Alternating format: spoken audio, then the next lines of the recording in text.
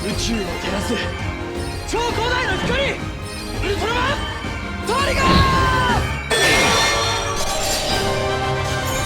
Glitter Trigger Eternity. Yo, halo teman-teman semua, bertemu lagi dengan saya di channel Wolf Warrior. Oke guys, jadi di video kali ini kita akan balik lagi di sesi batok ya. Dan seperti biasa untuk sesi batok kali ini kita masih akan balik lagi untuk ngebahas episode terbaru dari serial Ultraman Trigger ya. Jadi untuk episode 12 yang ditayangkan di minggu ini guys ya, ini menjadi debut ya untuk form barunya si Trigger, yaitu Glitter Trigger Eternity, yang kekuatannya itu ya berasa OP guys ya, karena ini disponsori langsung oleh Mitsubishi. Kagak guys ya, bercanda ya. Oke lah, ini kita tanpa basa-basi lagi, lebih baik kita langsung masuk aja ke video pembahasannya guys ya. Oke lah, di awal episode kali ini guys ya, karena Trigger Dark yang mengamuk dan nggak terkendali di tengah kota, jadi mau nggak mau ya akhirnya ini pasukan God Select ya demi melindungi warga kota lah gitu ya, akhirnya pun memilih untuk menyerang si Trigger Dark. Walaupun di sini awalnya ya si Akito itu sempat ini ya minta untuk gak nyerang si Trigger, karena dia tahu kan kalau Trigger itu adalah si Kengo ya. Tapi di sini ya karena nggak mau inilah guys ya, menyebabkan kerusakan yang lebih parah, akhirnya pihak God Select ini memutuskan untuk menyerang si Dark Triggernya ya. Dan untuk episode kali ini guys ya, dikarenakan Dark Trigger ya yang ini mengamuk dan nggak terkendali, itu markas mereka yaitu yang ini pesawat Narse Deseigo-nya ini ngalami kerusakan yang parah ya setelah nerima serangan dari si Dark Trigger-nya. Tapi untungnya sih anggota lainnya itu nggak ada yang sampai terluka sampai kayak gimana gitu ya. Oke lah. Kemudian lanjut ke tempatnya si Akito guys ya. Setelah dia itu ngomong lagi ya soal Kengo ya, akhirnya di sini Yuna itu mungkin awalnya mikir paling dia manggil si Kengo karena khawatir aja gitu ya. Tapi setelah yang kedua kalinya akhirnya Yuna di sini itu mulai bertanya-tanya lah ya gitu sama si Akitonya ya. Dan di sini akhirnya dijelaskan juga sama si Akito kalau sebenarnya Kengo itu adalah si Trigger. Nah di sini guys ya, setelah si Yuna itu tahu gitu ya soal identitasnya si Kengo yang merupakan ini ya, merupakan si Ultraman Trigger, di ini kayak semacam Easter egg gitu lah ya dari serialnya si Ultraman 3, ketika si ini si Rena itu juga tahu soal identitas dari si Daigo gitu ya. Oke, kemudian kita lanjut lagi. Nah, di beberapa bagian guys ya, mendekati agak akhir itu yang sebelum si Trigger balik ke ini ya, yang timeline sekarang itu, di sini kan Akito karena udah ngelihat Dark Trigger itu bener-bener nggak terkendali gitu ya. Jadi dia itu memutuskan gitu ya, kalau misalnya ada orang yang harus menghentikan si Trigger ya otomatis itu harus si Akito gitu lah ya. Tapi di sini ini ya aksinya si Akito itu dihentikan sama si Yuna ya. Si Yuna ini mencoba untuk inilah ya yakinin si Akito kalau si Kengo itu masih bisa dibalikin ke yang baik semula gitu ya. Dan akhirnya di sini Akito itu nggak sempat nyerang si Dark Triggernya pakai ini ya hyper gun yang udah dimasukin itu hyper key-nya si Gazord ya. Jadi sayang banget si Gazord kali ini itu kuncinya udah dipakai tapi kemampuan itu belum ditampilkan ya. Tapi untuk waktu kuncinya dimasukin ya, hyper key-nya Gazord itu kayak ngeluarin semacam namanya kalau nggak salah kemampuannya itu plasma gitu ya. Oke, lanjut guys ya ke tempatnya si Kengo yang masih bertarung dengan ini dirinya sendiri di dalam dimensinya tubuhnya si Dark Trigger gitu ya. Jadi ini benar-benar sesuatu yang cukup mengejutkan bagi kita semua ya, karena di sini akhirnya itu terbongkar lah ya kalau Trigger ya si Kengo itu sendiri gitu ya. Jadi di sini ya otomatis Kengo itu ngelawan diri dia yang dari masa lalu gitu ya, yang udah masuk ke jalan yang kegelapan gitu ya. Nah, kemudian guys ya, setelah keduanya itu bersatu, maka di sini Ultraman Trigger Dark yang tadinya itu berdiri di depan Eternity Core itu kayak dapat semacam kekuatan cahaya dan merubah bentuk Dark Trigger itu jadi Trigger yang versi cahayanya gitu guys ya. Nah, jadi di sini ada sedikit hal yang pengen saya bahas itu ya. Ada kemungkinan ya Trigger yang sekarang itu benar-benar nyatu dengan si Kengo, karena di sini dua Kengo itu kan nyatu jadi satu gitu ya. Kalau Trigger yang sebelumnya itu ibaratnya ya Kengo itu cuma jiwa dari si Trigger gitu ya. Jadi ketika si Kengo itu nggak ada di dalam tubuhnya si Trigger, otomatis Trigger itu ya kayak semacam badan yang kopong tanpa jiwa begitu ya, kayak cuma semacam baju zira gitu istilahnya guys ya. Mungkin nanti ada penjelasan lebih logis bisa disampaikan di bagian komentar, karena takutnya juga saya salah gitu ya dalam hal ini ya. Oke, kemudian guys ya, setelah si Trigger ini mendapatkan wujud cahayanya di timeline yang lama yang di ancient ini 30 juta tahun yang lalu, di sini Trigger itu beserta 3 form lainnya ini langsung muncul untuk menghadapi para Dark Giants ya. Nah, di sini guys ya, ini juga jadi semacam tanda tanya buat kita juga gitu ya guys ya. Mungkin kalau kalian sadar gitu ya, di sini kan si Trigger itu ketika dia dapat wujudnya cahayanya, dia udah otomatis dapat yang namanya senjatanya yang Circle Arms gitu ya. Jadi yang memang jadi semacam plot hole itu, Circle Arms itu dapatnya dari mana itu nggak dijelasin gitu ya. Kalau untuk kedua form Trigger yang lain ya, kayak yang ini Sky Type sama Power Type, itu kemungkinan ini sumber kekuatannya itu didapetin dari dua inilah guys ya, dua macam apa tuh namanya sih ini, bangunan kuno atau kuil kecil yang terdapat di dekat ini ya, tempat untuk nyimpen si Eternity Core-nya.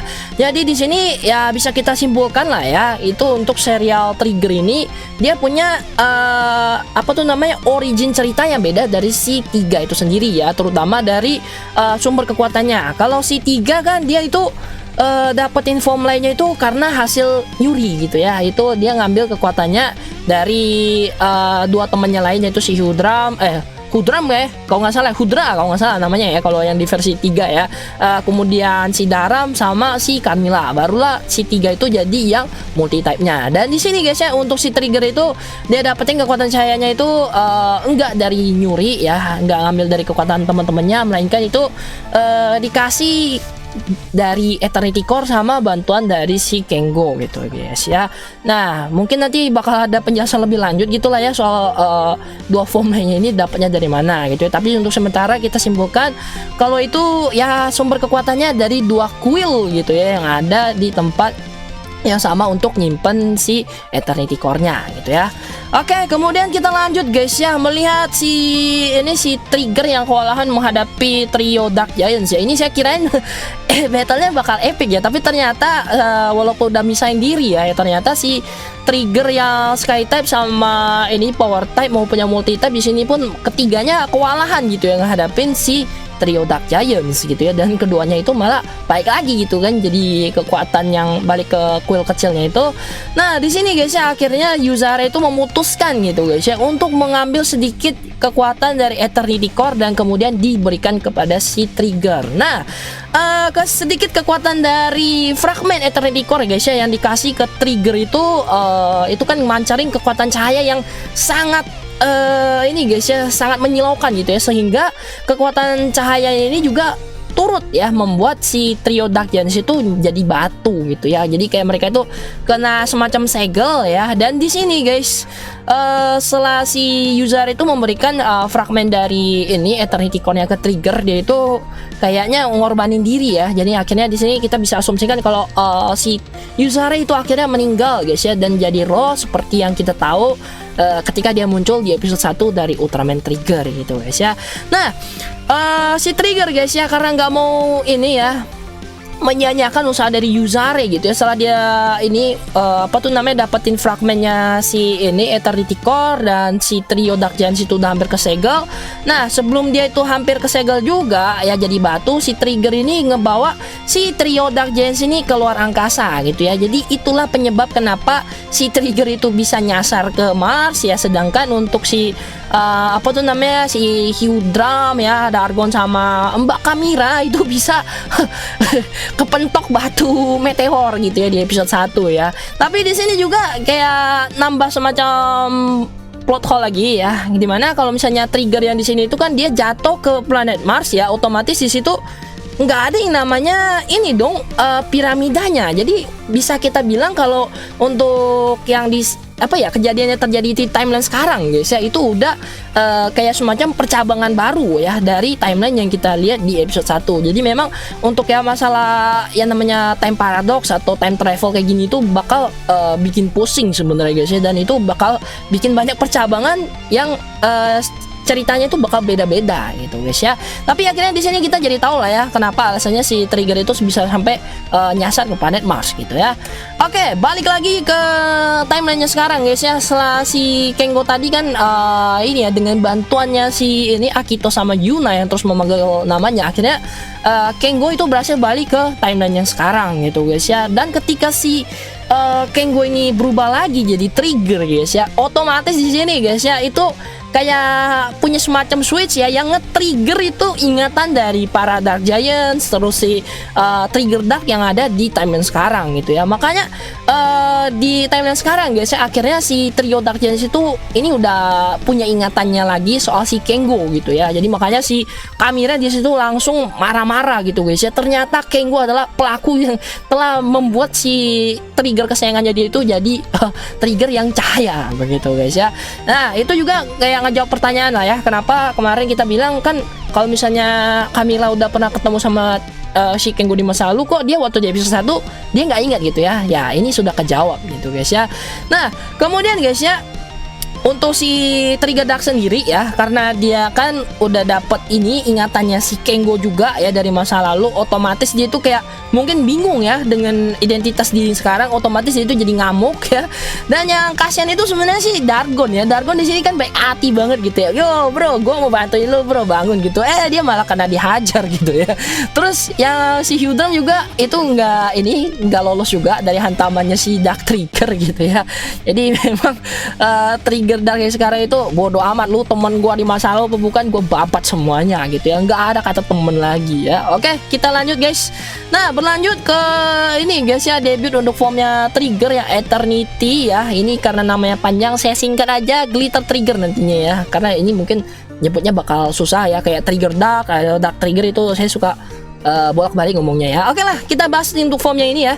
Jadi untuk sebelum debut formnya ini, sebelum si Kengo ya dikasih kunci yang ini Hyper Key-nya yang Glitter Trigger itu, di sini si Yuna itu ketemu lagi sama Yuzare yang muncul gitu ya guys ya, meminta supaya si si Yuna itu untuk menerima takdir dia sebagai seorang Miko atau pendeta yang mengemban tugas untuk menjaga Eternity Core guys ya. Jadi setelah si Yuna itu menerima tugas dia ya, akhirnya dia itu berhasil mengeluarkan lah ya fragmen yang dulu pernah dikeluarin sama si Yuzare, kemudian diberikan kepada si Kengo. Dan di sini debutlah form Ultraman Trigger yang OP parah guys ya. Jadi formnya ini guys ya, kenapa dia itu bisa sampai ting-tung juga ya, padahal udah punya 3 color timer ya, karena di sini untuk pertama kalinya kan Kengo baru pertama kalinya gitu ya mengakses formnya ini, otomatis dia belum tahu cara buat ngendalin kekuatannya. Jadi di sini itu karena saking kuatnya tenaga yang dikeluarin si Kengo yang make ini ya Zephyr yang kosenya itu aja sampai aimnya itu jadi kacau parah gitu ya, dan dia mental di akhirnya. Kemudian di sini untuk kekuatannya itu karena belum bisa dikendalin ya, otomatis dia itu bakal ngeluarin tenaga yang berlebihan dan itu bakal dengan cepat nguras energi dari si Trigger ya. Jadi nantinya untuk form ini bakal dilatih sama si Ultraman Reboot yang datang di episode 14 sama 15 itu buat bantuin si Kengo bisa buat ngendalin kekuatannya ini. Nah sedikit penjelasan juga guys ya, untuk si Trigger yang ini Eternity-nya ini konsepnya mungkin lebih kayak Ultraman Gaia gitu ya. Jadi dia nggak terikat ya namanya waktu 3 menit battle di bumi, tapi lebih ke inilah ya, kalau misalnya energi dia masih banyak, otomatis itu kalau timernya nggak akan bunyi gitu ya. Tapi kalau misalnya energinya itu udah terkuras banyak, makanya kalau timernya baru berbunyi gitu ya. Jadi lumayan mirip sama si Daina lumayan mirip sama Ultraman Gaia sama Agul gitu ya. Cuma yang bedanya itu Agul sama Gaia itu lebih ke mereka itu nerima damage dari musuh ya, makanya kalau timernya baru bunyi gitu ya. Oke, kemudian lanjut, nggak lupa juga kita di sini bahas juga soal Easter egg dari seri Ultraman 3 ya, itu antara si Trigger Dark yang ngadu jurus sama si Glitter Trigger ya, Glitter 3 tuh. Sorry salah guys ya. Walaupun di sini sih keduanya bukan ngadu jurus yang sama ya, tapi ya kayak ngasih semacam Easter egg lah gitu guys ya untuk kita di episode kali ini ya. Oke, kemudian untuk episode kali ini ditutup dengan Ignis ya, yang itu dirasukin sama sisa kekuatan dari si Trigger Dark yang sudah dikalahkan oleh Glitter Trigger gitu guys ya. Nah di sini guys ya ada dua kemungkinan. Kemungkinan yang pertama di sini si Ignis itu benar-benar dikendalikan sama si Dark Trigger ya. Dark Trigger apa Trigger Dark, dua-duanya sama aja lah ya saya nyebutnya ya. Oke, dan kemungkinan kedua di sini ya si Ignis itu nggak sepenuhnya dikendalikan sama si Trigger Dark. Nah, jadi dia masih punya kendali atas tubuhnya ya. Tapi mungkin nantinya dia lebih ngikutin perintah dari si inilah ya, apa tuh, mungkin ganti-gantian gitu ya di tubuhnya ya, karena sekarang udah ada 2 jiwa gitu ya.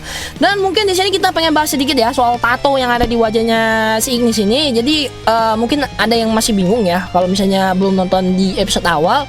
Jadi untuk tato di wajahnya Ignis itu guys ya, ini bukan tato karena dia itu dirasukin sama si Trigger Dark ya, bukan juga karena dia punya DNA yang berhubungan dengan Trigger Dark. Tapi untuk tato yang di wajahnya ini guys ya, ini adalah ciri khas dari ras dia itu ras aliennya Lisurian gitu guys ya. Dan ini udah pernah ditunjukin sama Ignis di episode 2 apa 3 sih, yang ketika dia itu muncul di markasnya God Select gitu ya. Oke lah, itu dia guys untuk video pembahasan hari ini. Semoga pembahasannya bermanfaat, dan mungkin kalau misalnya ada yang salah kata atau penyebutan nama itu sudah bisa terjadi gitu guys ya. Nanti silakan kalian kritik dan kasih sarannya deh di bagian komentar gitu ya. Terus kalau misalnya kalian punya teori menarik lainnya guys ya soal Ignis kedepannya ini bakal kayak gimana guys ya, silakan juga kalian sampaikan di bagian komentar. Karena dari bagian review gitu kita ngelihat sih Ignis ini masuk ke markasnya God Select itu pakai ya apa namanya teknologi yang dimiliki sama Akito untuk membuat hyper key yang untuk Henshin jadi inilah ya apa namanya Dark Trigger gitu nah ya. Jadi nanti kita belum tahu sebutan untuk dia itu Dark Trigger atau Evil Trigger, kita belum tahu, tinggal ditunggu aja aksi dari Ignis gitu ya. Oke, sampai ketemu guys di video pembahasan selanjutnya. Akhir kata salam untuk Ustaz Indonesia. Adieu.